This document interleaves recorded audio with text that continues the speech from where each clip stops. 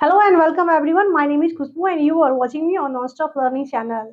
Start करने से पहले मैं ये बता दूं कि अगर आप मेरे चैनल पे नए हो तो वीडियो को लाइक, सब्सक्राइब और शेयर जरूर करें। वीडियो को अंत तक देखें, बिल्कुल भी स्किप ना करें ताकि आपको जो मैं पढ़ाती हूँ वो अच्छे से समझ में आ पाए। सो गाइस, बिना देरी के स्टार्ट करते हैं कि कल हमने पढ़ा था कि सिंपल जो टेंसेज होते हैं, जो सिंपल सेंटेंसेज होते हैं, वो भी प्रेजेंट इंडेफिनिट के अंतर्गत आते हैं और उसे हम किस तरह से स्ट्रक्चर के थ्रू बनाते हैं। उसमें 4 तरह के सेंटेंसेस बनाते हैं। Okay, positive, negative, interrogative and negative interrogative, ये 4 तरह के सेंटेंसेस हमने कल देखा था। और आज हम लोग देखने वाले हैं कि किस तरह से प्रेजेंट इंडेफिनिट का जो मेन स्ट्रक्चर होता है, subject plus verb plus object, इसको किस तरह से ये प्रेजेंट इंडेफिनिट फॉलो करता है और किस तरह के ट्रांसलेशन इसके अकॉर्डिंग या इस स्ट्रक्चर के अकॉर्डिंग हम बना सकते हैं। तो let's see simple present tense या प्रेजेंट इंडेफिनिट, राइट। जैसा कि पहचानने का नियम तो हमने पिछले वीडियो में ही देख लिया था कि जिसके अंत में ता है, ती है या ते हैं, राइट, इस तरह के होंगे तो हम पहचानेंगे कि ये सिंपल प्रेजेंट टेंस है, राइट।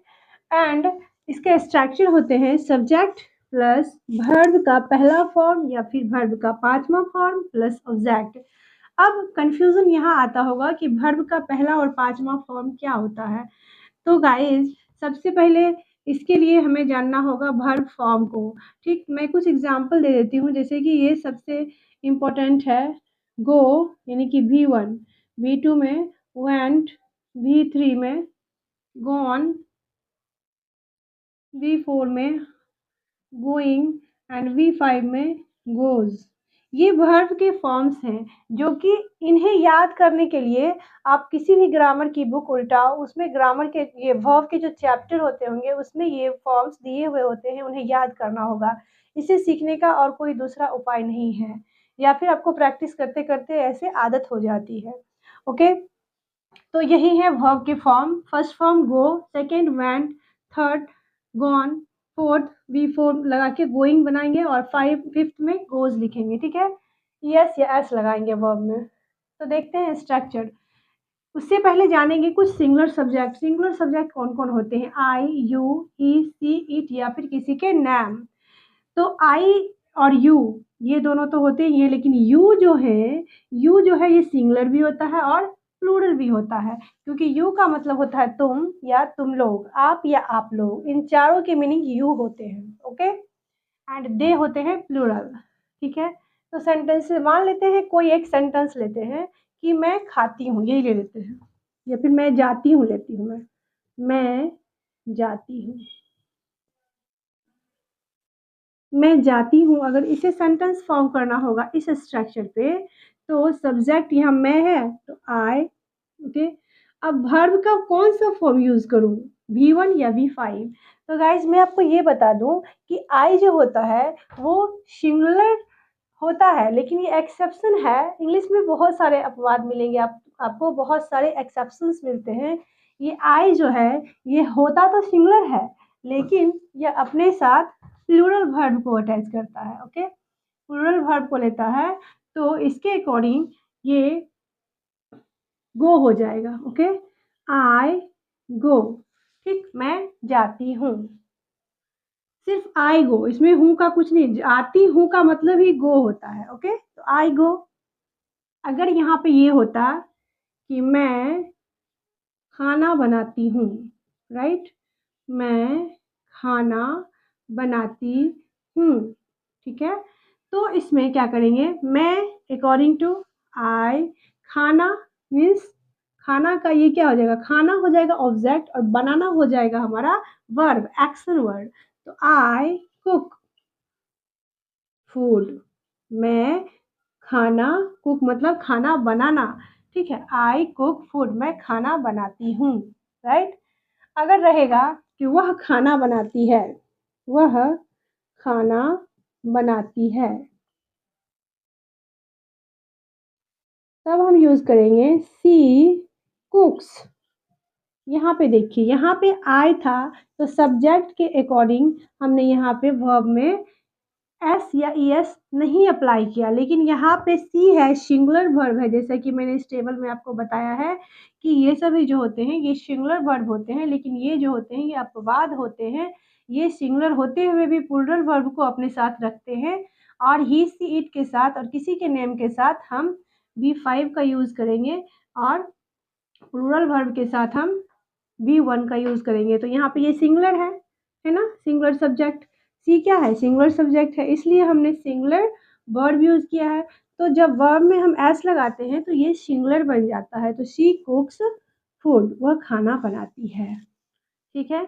इसी तरह से मान लीजिए मैं ले लेती हूँ कि मैं इंग्लिश पढ़ाती हूँ, तो आई टीच इंग्लिश। लेकिन अगर ऐसा रहे कि वह इंग्लिश पढ़ाती है तो सी टीचेज इंग्लिश।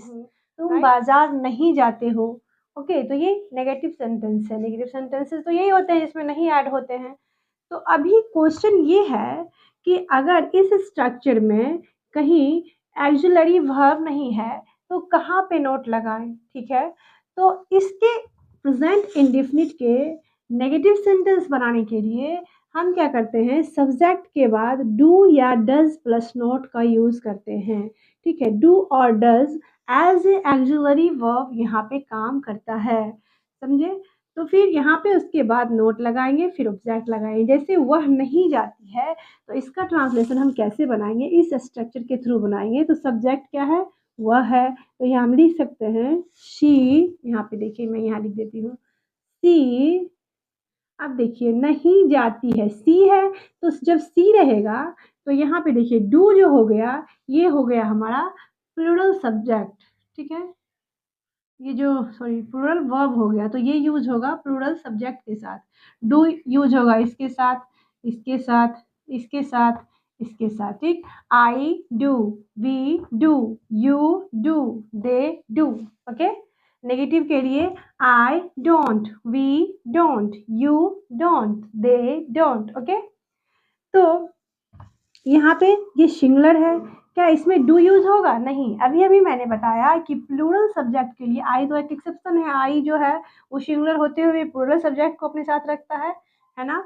तो वी जो है ये डू लेगा, यू के साथ डू, दे के साथ डू, ये सभी प्लूरल सब्जेक्ट हैं, तो ये इसके साथ डू लगाएंगे। ओके, लेकिन यहाँ पे वह जो है वह सिंगुलर सब्जेक्ट है, इसलिए यहाँ पे लिखेंगे सी। ठीक है, यूज करेंगे डजंट।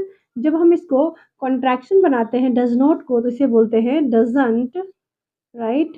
तो हो जाएगा सी डजंट। डज नॉट को हमने देखा, सी डजंट, वह नहीं जैसी डजंट गो। अभी यहाँ पे वर्ब का पहला फॉर्म आ जाएगा, क्योंकि इसमें यस लगा हुआ है। डजंट के बाद हम वर्ब का पहला फॉर्म यूज करते हैं। तो वह नहीं जाती है, सी डजंट गो। वह नहीं खाती है, सी डजंट ईट। वह नहीं पढ़ती है, सी डजंट रीड। क्लियर। अब मैं खाना नहीं बनाती हूँ, तो मैं है सब्जेक्ट, मैं के लिए आई, उसके बाद खाना नहीं बनाती हूँ, तो आई के साथ डू डज क्या लगाएंगे, don't. I don't cook food, मैं खाना नहीं बनाती हूँ। क्लियर। अगर कोई भी डाउट हो तो आप कमेंट में मेंशन कर सकते हो, आई विल रिप्लाई। ओके, तुम बाजार नहीं जाते हो, यू डोंट, यू के साथ डोंट गो टू मार्केट। ठीक है, तो कितना इजी था। अगर इसका फिर से एक बार रिकॉल कर लेते हैं कि अगर प्रेजेंट इंडेफिनिट का टेंस हो जिसके लास्ट में ता है, ती है, ते हो, तो हम समझ जाते हैं कि ये प्रेजेंट टेंस के हैं। इसे प्रेजेंट टेंस के अकॉर्डिंग ही बनाएंगे, या फिर आपके कोई भी डेली रूटीन हो, कोई भी डेली हैबिट हो जो कभी होता है या नहीं होता है। ठीक है, इसमें पॉजिटिव और नेगेटिव सेंटेंस दोनों ही बनाए जा सकते हैं। या फिर कोई यूनिवर्सल ट्रूथ हो, जैसे कि सूरज रोज उगता है, ठीक है ना, या फिर हम लोग स्कूल रोज जाते हैं, सुबह उठते हैं, मतलब कुछ भी ऐसा सेंटेंसेस जो रोज होता है, डेली हैबिट में यूज है। ठीक है, तो उस तरह के सेंटेंसेस को हम प्रेजेंट इंडेफिनिट रखेंगे, और स्ट्रक्चर यही फॉलो होगा, सब्जेक्ट प्लस V1 और V5 प्लस ऑब्जेक्ट पॉजिटिव के लिए, जबकि नेगेटिव के लिए सब्जेक्ट प्लस डू और does plus note plus object. ठीक है, तो जैसे मान लीजिए एक एग्जाम्पल लेते हैं, मैं स्कूल जाता हूँ। ठीक है, तो I go to school. Okay, और मैं स्कूल नहीं जाता हूँ, तो I don't go to school. ठीक है, वह स्कूल जाती है, सी गोज टू स्कूल। वह स्कूल नहीं जाती है, she doesn't go to school. Clear. अब देखेंगे क्वेश्चन कैसे बनाते हैं, इस सेंटेंसेस के क्वेश्चन बनाने का क्या स्ट्रक्चर है वो देखें। क्वेश्चन के लिए यूज करेंगे ये स्ट्रक्चर, डू डज यानी कि हेल्पिंग वर्ब जो इधर नेगेटिव में था उसको पहले लिखेंगे, फिर सब्जेक्ट प्लस वर्ब का first form plus object plus question marks. जैसे कि एग्जांपल ले लेते हैं, क्या तुम स्कूल जाते हो, ठीक है, तो इसे हम कैसे बनाएंगे, यू पहले सब्जेक्ट देखेंगे, सब्जेक्ट क्या है यू, इसके अकॉर्डिंग यू के साथ क्या लगा सकते हैं, यू के साथ डू, बताया था मैंने, यू के साथ डू, तो डू को पहले लिखेंगे, क्या बन जाएगा, do you go to school, do you go to school, do या डज के बाद वर्ब का फर्स्ट फॉर्म अप्लाई करेंगे, do you go to school, क्या तुम स्कूल जाते हो, क्या वह खाना बनाती है, तो यहाँ पे वह क्या है, सब्जेक्ट सी है, ठीक है, तो सी के साथ हम क्या यूज करेंगे, सी के साथ यूज करेंगे डज, राइट, तो हम बना सकते हैं, डज को पहले लिखेंगे, हेल्पिंग वर्ब को पहले लिखेंगे, डज सी कुक फूड, क्या वह खाना बनाती है, क्लियर, ठीक है। अभी नेगेटिव के लिए देखेंगे, नेगेटिव के लिए हम, नेगेटिव इंट्रोगेटिव के लिए हम क्या बोलेंगे, डू और does plus subject plus not plus V1 plus object, okay, या फिर हम इसे इस तरह से भी कॉन्ट्रास्ट जब करेंगे तो कॉन्ट्रास्ट में हम कैसे लिखेंगे, डोंट और doesn't, right, doesn't plus subject plus B1 plus object plus question marks, okay. Example देख लेते हैं, नेगेटिव के लिए हम ये स्ट्रक्चर फॉलो करेंगे, एग्जाम्पल देख लेते हैं, यही एग्जाम्पल देखते हैं, क्या तुम स्कूल नहीं जाते हो, क्या तुम स्कूल नहीं जाते हो, तो क्या बनाएंगे, बनाएंगे डोंट, ये स्ट्रक्चर फॉलो करेंगे क्योंकि स्पीकिंग इंग्लिश में, स्पोकन इंग्लिश जो होता है उसमें डोंट का ही, ये डोंट और डजंट यानी कि कॉन्ट्रास्ट वर्ड का ही यूज ज़्यादा होता है, ठीक है, तो हम इसे लिखेंगे don't you go to school, don't you go to school, right, या फिर क्या वह खाना नहीं बनाती है, तो यहाँ पे हम वह है तो यहाँ पे डजंट का यूज करेंगे, right, doesn't see cook food, क्या वह खाना नहीं बनाती है, ओके।